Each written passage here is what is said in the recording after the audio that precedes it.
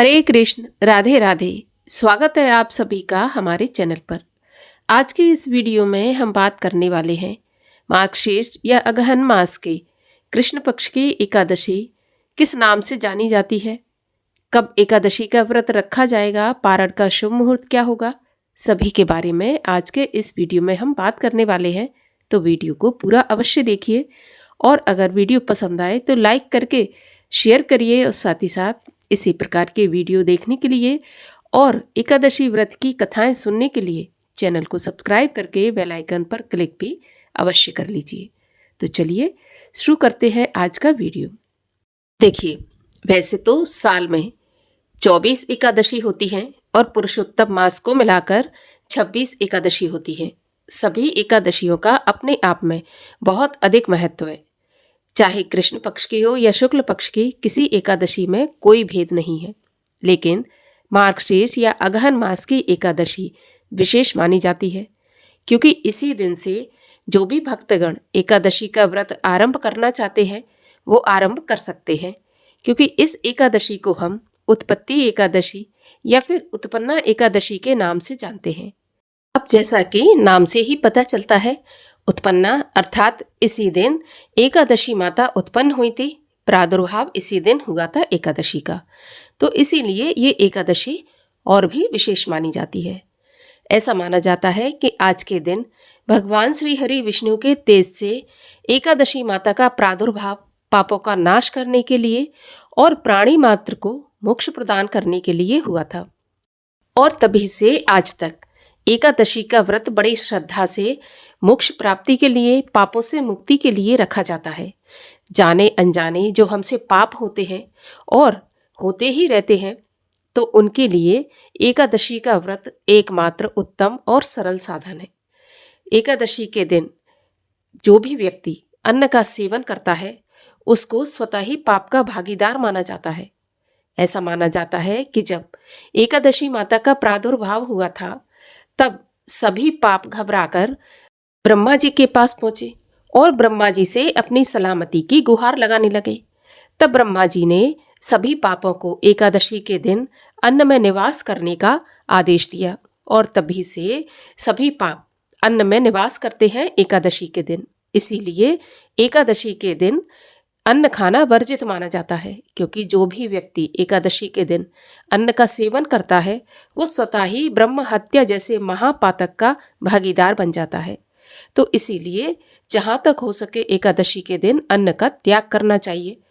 हो सके तो व्रत रखें, अगर व्रत नहीं भी कर सकते तो भी एकादशी के दिन फलाहार से ही पूरा दिन व्यतीत करना चाहिए।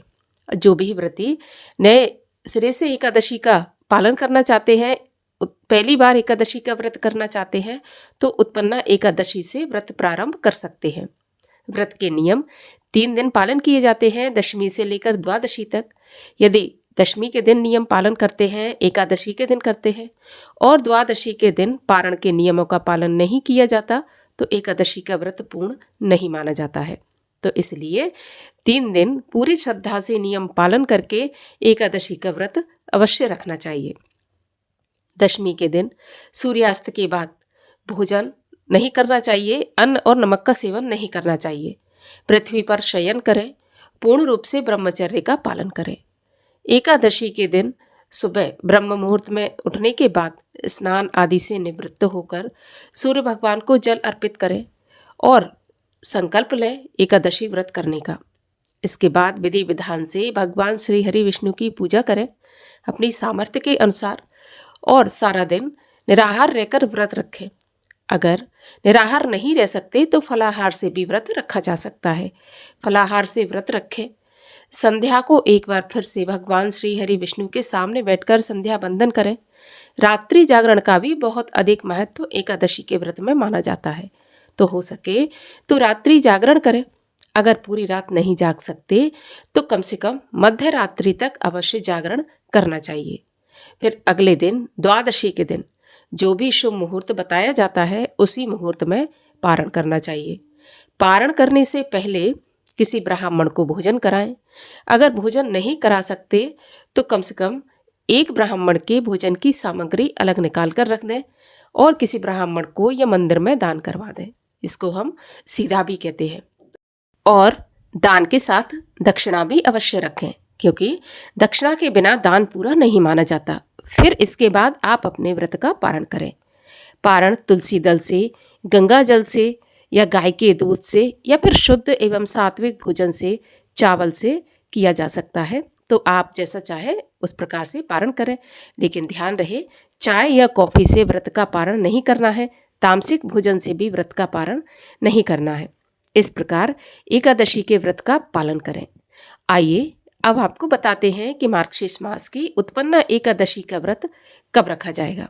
तो देखिए, एकादशी तिथि प्रारंभ होगी 14 नवंबर शुक्रवार की मध्य रात्रि 12:50 से और एकादशी तिथि समाप्त होगी 16 नवंबर रविवार सुबह 2:37 से। तो उदया तिथि के अनुसार उत्पन्ना एकादशी का व्रत 15 नवंबर शनिवार को रखा जाएगा। इसी दिन सभी वैष्णव जन और सभी स्मार्त जन एकादशी के व्रत का पालन करेंगे। एकादशी के व्रत का पारण करना होगा 16 नवंबर रविवार को। 16 नवंबर को सुबह 7:15 से 8:45 तक, और अगर किसी वजह से इस समय पर पारण नहीं कर सकते तो दोपहर में 1:10 से 3:18 तक व्रत का पारण किया जा सकता है। तो ये थी उत्पन्ना एकादशी व्रत से संबंधित जानकारी आपको पसंद आए तो वीडियो को लाइक करके शेयर करिए और चैनल को भी सब्सक्राइब कर लीजिए। मिलते हैं अगले वीडियो में, तब तक के लिए हरे कृष्ण।